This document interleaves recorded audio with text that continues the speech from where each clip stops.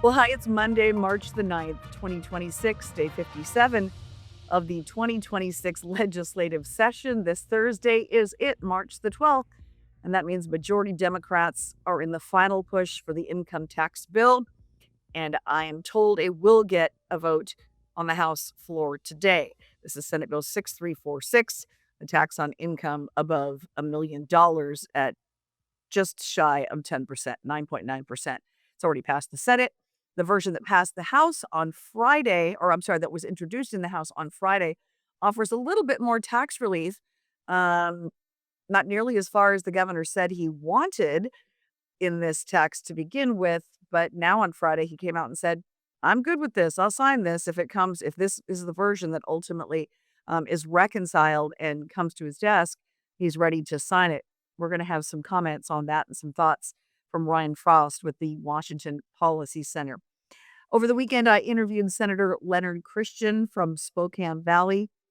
He is taking a lot of heat for some comments he made on the Senate floor last week, where members were debating a bill that seeks to eliminate the community protection program. And this requires folks with developmental disabilities that have been convicted of sexual violence or charged with sexual violence. They're housed together in one area. Let's say it's a group home or another type of community setting. Um, Kept at this point away from folks that also have developmental disabilities but don't have a propensity for sexual violence. This bill that is looks like likely to be ultimately signed into law is going to phase out the restrictions for folks with those propensities for sexual violence as well as developmental disability. He was very concerned about that, so he used some intentionally inflammatory language on the House floor, the R word, for folks with developmental disabilities, and he did it very intentionally to bring attention to the issue. So you're going to hear some discussion with him on that and some of the pretty heated pushback, even from members of his own party. And this afternoon, Citizen Action Defense Fund is going to federal court in Tacoma, and we're going to be there.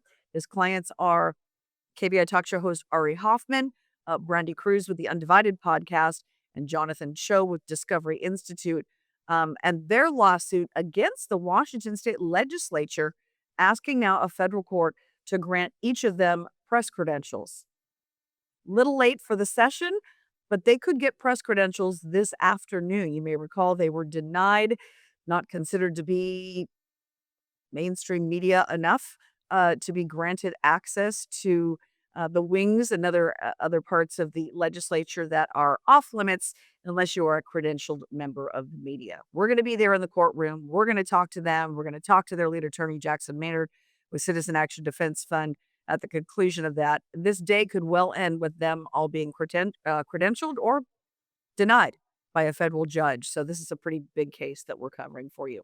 All right, so let's dive in. Again, it's March the 9th. This could well be the day that the House of Representatives passes the income tax bill. We are watching for that. I'm told by Republicans that there are no fewer than 50 amendments. There were 96. When I left the House wings this morning, they were in caucus whittling down the 96 amendments to maybe 50 that'll be introduced on the House floor. So it's probably going to be very late day today, maybe into the hours of tomorrow morning when this bill passes off the House floor. Depends on what other legislation comes up as well. So it's a significant day in Olympia today for certain. But I got a chance to speak with Washington Policy Center's Ryan Frost about what Governor Ferguson said he wanted on the income tax bill initially and said he wouldn't sign unless it includes thus and such, versus what came out, the version that came out from the House Majority Party. And Representative April Byrd was the one to offer the legislation with some changes in it to offer a little bit more tax relief for small businesses. And it's nowhere near what Governor Ferguson initially said. If this isn't in it, I'm not going to sign it. So here's a bit of my conversation with Ryan Frost of Washington Policy Center. That it's not even close to $1 billion, which is what he wanted to see in business rate tax relief. It's about 130 million, about 10%, about It's about 9 times less than what he said he wanted in tax relief for businesses. So like there's intent in there about um, funding kids' free school lunches and breakfasts. That's in the intent. There's nothing in the bill that would do that. And so, there's these things, but I say all that to say, even in the intent bill section of the bill, there's nothing about the sales tax holidays. So this new striking amendment has completely ignored that, but again, somehow still supports it. And they've shut down every amendment put forth that would do either that or get rid of the emergency clause or tie it to $1 million. It's an emergency, so they can't be referendumed. And the reason they want to do that is because when it goes out on an initiative, you have to vote yes to repeal an income tax, which is the same game they played with the capital gains tax, which is why a lot of people voted wrong on that. People Is get you have to confused, vote, don't they? you have to vote, yeah, you have to vote backwards. You have to Have to say vote it's a yes or no. yes. That's right. That's exactly right. And so in a referendum, it's opposite. You would vote no for no. If you don't want an income tax on a referendum, you'd say no. An initiative, it flips, and a lot of people unfortunately got confused. Even people I talked to today that are shocked to find out that they voted the wrong way on that capital gains tax. I think they're completely now enamored with that kind of little sneaky strategy that they figured out, where if we could just not make sure that these type of things can't be referendum and they have to go on an initiative, then enough people will vote the wrong way. So it's frustrating. When Governor Ferguson came out Friday and said this version he'd be happy to sign, he did talk about the inclusion of some additional free lunch and breakfast for all Washington state students. Many school districts during COVID went to that model and have continued that, where, it's breakfast and lunch are provided, I say free, it's a taxpayer expense, covered meals. And nearly 500,000 Washington households would now be eligible for the working families tax credit to receive, tax credits, checks in the mail, as a result of this latest version of the income tax bill that is expected to come up on the House floor today. Um, it also exempts some over the counter medications from sales tax and puts some more money into the Fair Start for Kids accounts, which is used for childcare and early learning. So Ryan Frost at WPC was noting how Ferguson, is now back in this version that falls far short of what he initially said would have to be included, or he would not sign it. I think the most telling statement, and you can go back and look at any of his press conferences over the last 3 months, was he wanted a majority of the revenue to go towards tax relief. I think he even put a number on it in a Seattle Times piece, which was 1.9 billion to go of the 3.5 they expect to raise every year to go towards tax relief. I added up the numbers from all the there's some fiscal notes on the old ones. There's been some Department of Revenue reports on some of the new ones that just came in this morning on some of the new additions. Even adding all that up, you're not even at half of the 1.9 billion, which means maybe 25% of the revenue is going to go towards tax relief, which is a far cry from what he said was kind of his, I'm putting my foot down. That's what I want for tax relief for people. Also notable that over the weekend, we had several big tech leaders with Microsoft and AI businesses that sent a letter to lawmakers urging them to put off a vote on the income tax bill. And we're going to put up for you part of what that letter indicated, basically saying, we've become a world leader in technology and innovation, due in part to the welcoming climate for innovators. As a result, we're now home to some of the most innovative people from across the planet. People from across the globe have enriched our innovative economy and community because our business climate welcomed companies that made our state a magnet for entrepreneurs. They strongly encouraged postponement of this vote on the income tax bill until next year. So, more pushback from big tech. You recall early on, we had Brad Smith with Microsoft coming out, against the income tax bill. Then a version was introduced that was going to give some, a tax relief, I guess, for some of the largest corporations in the state, with B&O tax relief sooner than was going to be originally offered. That's been removed in the House version that's come out. So since that's happened, you've had more big tech coming out in opposition to this bill. So we are watching for, again, Senate Bill 6346 likely to be coming to the House floor at some point Monday afternoon with 50 some odd Republican amendments. It's going to be a lengthy debate. I would imagine some heated final speeches on the House floor as well. So we'll be watching all of that. All right, now to something that was said on the Senate floor last week that generated some heated backlash, condemnation, plenty of emotion. And this was a comment made by Senator Leonard Christian, Republican from Spokane Valley. He used the R word to describe those with developmental disabilities, and he did it. He did it on purpose, not to offend anyone. He says, but knowing full well that it would bring some attention to a bill that he was hoping to put down. The bill summary here for 1390, substitute House Bill 1390. On a read from part of the bill summary, it says it eliminates the Community Protection Program and removes references to the Community Protection Program from statute effective January 1, 2027. So this basically says anyone who's in a group home setting with developmental disabilities has to be in traditional group home settings with others with developmental disabilities. The problem is those that are in the community protection program are folks that have either been accused of, charged with, convicted of some sexually violent offenses. So that was the concern that Senator Christian said, and it's why, because it wasn't getting much attention in the media, and I concede. I recall hearing about the bill. I did not pay attention to it when it was on the Senate floor last week, but because of his inflammatory comments and using the R word, which is obviously not in today's vernacular a word that's used to describe those with developmental disabilities and offensive to a lot of people. But he used it on purpose to get some attention to it. And it's worked. We're talking about it. Spokesman Review put up an article over the weekend. A lot of folks in his own caucus came out in opposition to what he said and, an official reprimand. So, anyway, I had a conversation with Senator Christian over the weekend, and here's part of that. Is this bill really going to put these sexually violent folks in with the community that's vulnerable, who probably doesn't even know what's happening to them, who doesn't quite have the ability to fight back? And my staff's like, "Yep." I said, "No, this can't be." And then to find out that the Department of Health, this was all for this, and in fact, I received a phone call asking me to support it. I'm like, "You got to be joking me." What would you do if somebody you loved was going to be sexually, assaulted? You pull out all the stops. You do what you're sent to Olympia to do. You protect the people.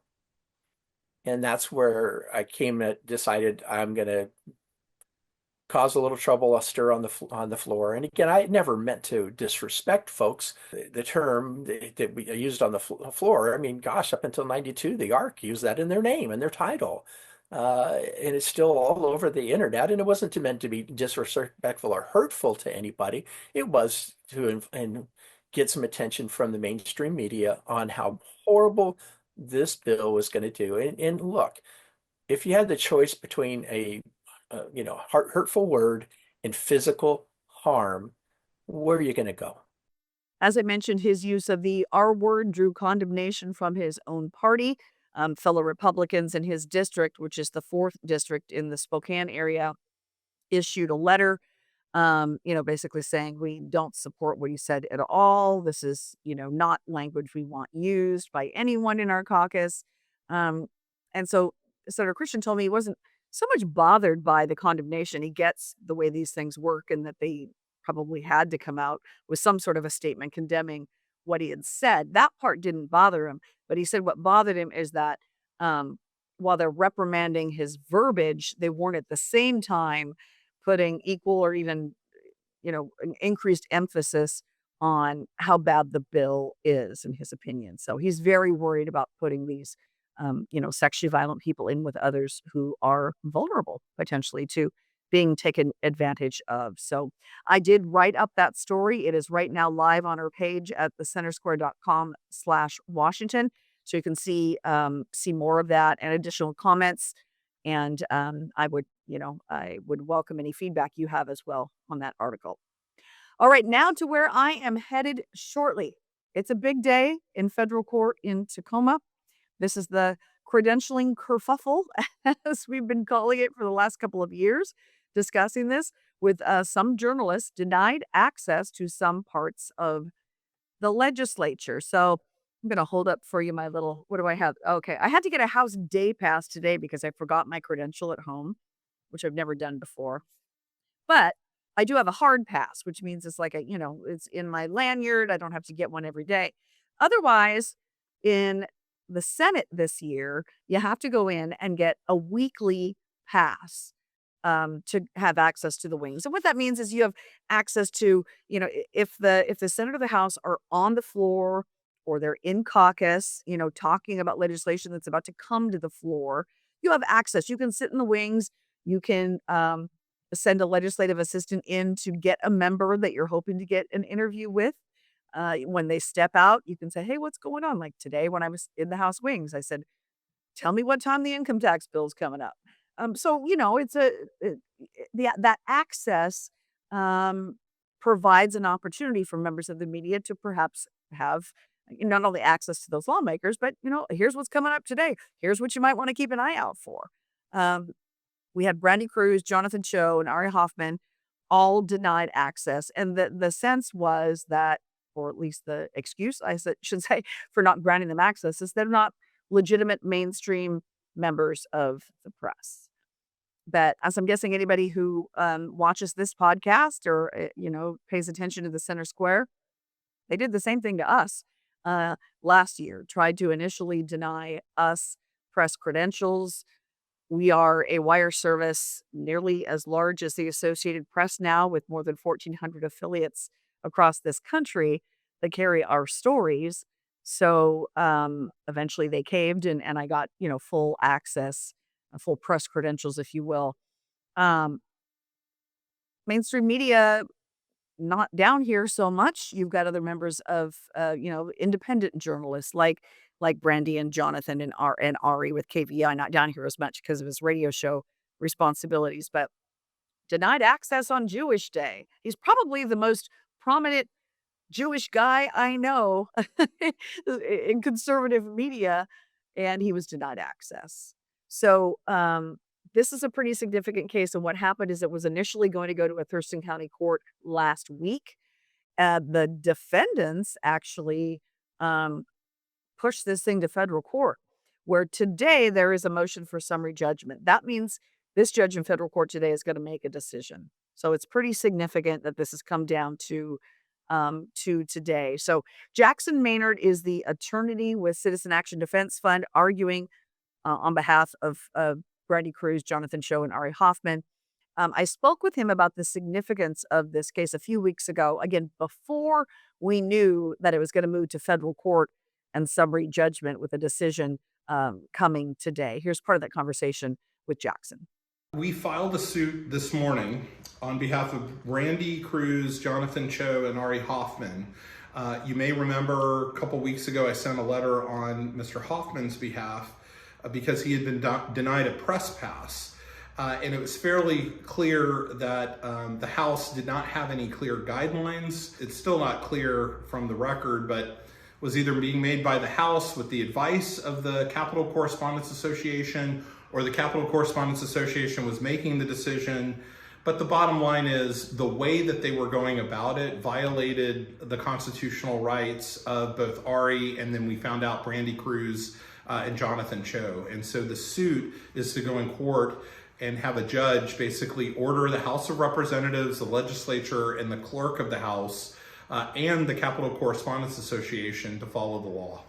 As I mentioned, this whole credential saga actually started last year with the Center Square when we were denied credentials because we were not considered mainstream or legacy media enough. They've since given that up, but as a consequence of that, they turned over the credentialing process to the House and the Senate to lawmakers to decide. And that is got us to the point where fast forward today, we've got these other journalists who've attempted to get access, who were previously denied. So I'm going to be in the court. I will bring you updates from the plaintiffs and also with the attorney with Cadiff Jackson Maynard later Monday. So stay tuned for that, and certainly tune in on Tuesday for a full update on that. We're going to have some exclusive coverage that others are not able to bring you. So that's a wrap on today's episode of Washington in Focus Daily. I'm so glad that you tune in and watch. Check out our page again, thecentersquare.com/Washington. Income tax day, credentialing kerfuffle, solution day in federal court in Tacoma. We're going to be there to follow it all. So again, thanks for tuning in, and we'll see you tomorrow.